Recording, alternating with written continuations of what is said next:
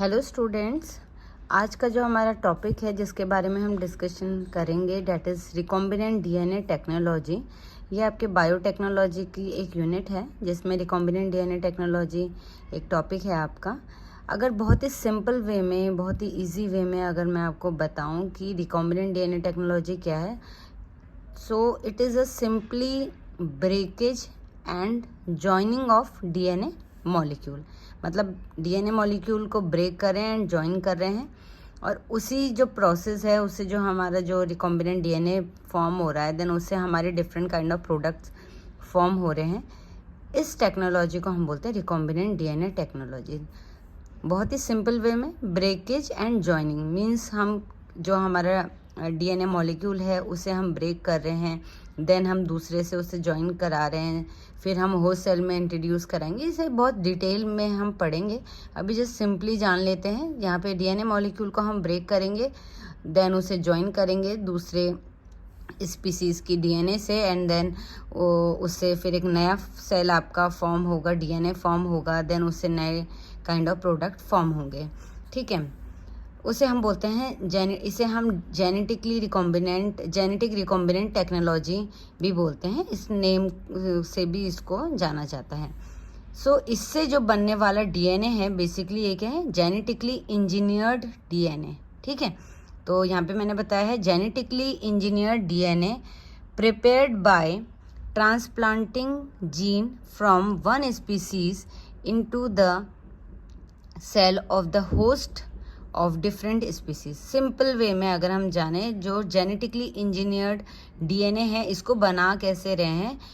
ठीक है, इसको हम कोई हमारी स्पीसीज है ए स्पीसीज, उस ए स्पीसीज के जीन को हमने लिया और उसको हमने इंसर्ट कर दिया दूसरे जो होस्ट सेल है, होस्ट ऑर्गेनिज्म है उसके बॉडी में, उसके सेल में हमने उसे इंट्रोड्यूस कर दिया, जो कि डिफरेंट स्पीसीज़ का है। ठीक है, मतलब ये दोनों डिफरेंट स्पीसीज़ के होने ज़रूरी हैं।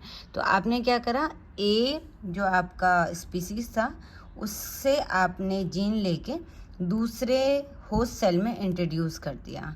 ठीक है, तो उससे जो आपका बनेगा वो होगा जेनेटिकली इंजीनियर्ड डीएनए, और उससे फिर आप different kind of product form कर सकते हैं।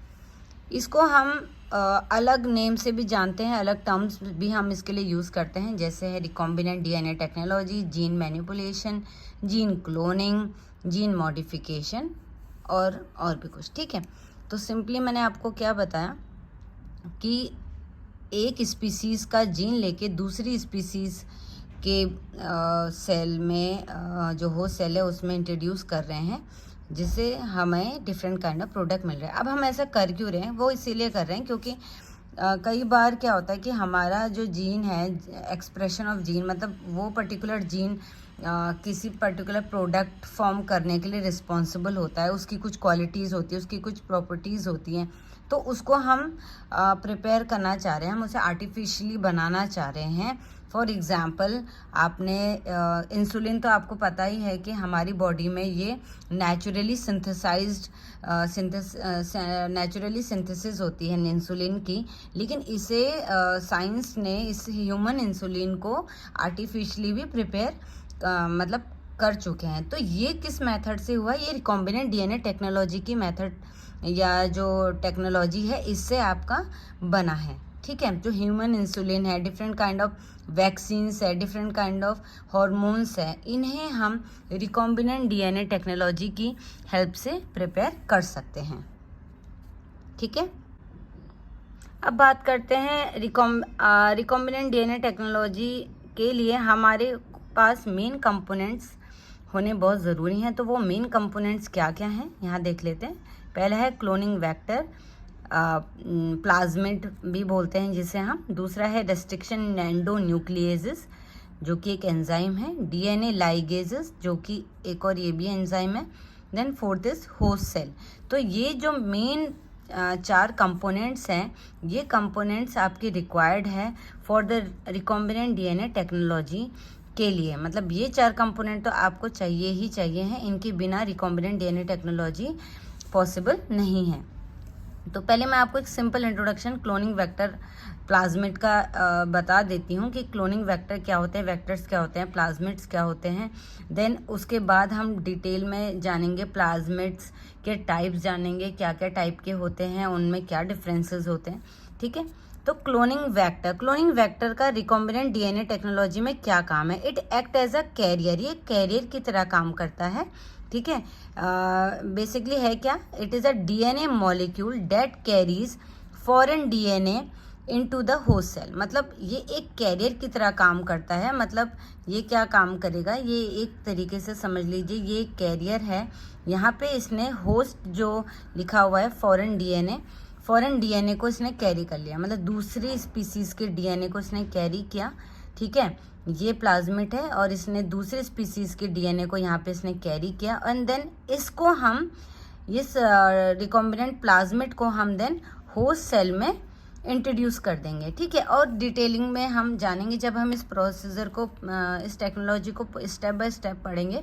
अभी जस्ट इतना जान लेते हैं कि क्लोनिंग वेक्टर है क्या, इसका काम क्या है। इसका काम रिकॉम्बिनेंट डीएनए टेक्नोलॉजी में ये है कि ये कैरियर की तरह वर्क करता है।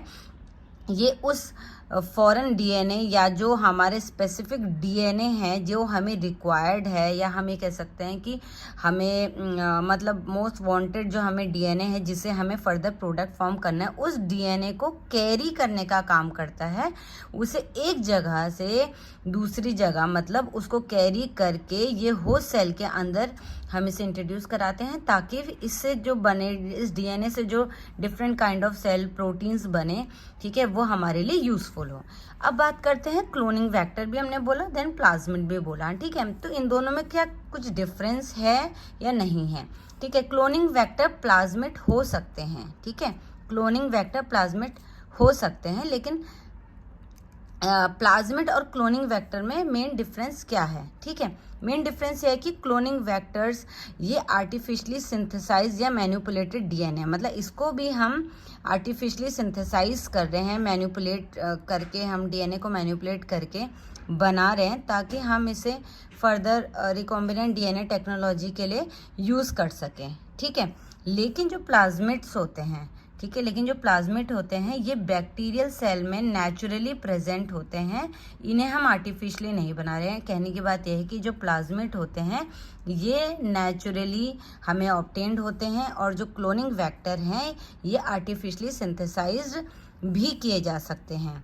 ठीक है, आर्टिफिशियली सिंथेसाइज कर रहे हैं तो ऑब्वियसली हम उसे रिकॉम्बिनेंट डीएनए टेक्नोलॉजी के लिए ही करेंगे, मतलब स्पेशली वो रिकॉम्बिनेंट डीएनए टेक्नोलॉजी के लिए ही हम उसे सिंथेसाइज कर रहे हैं।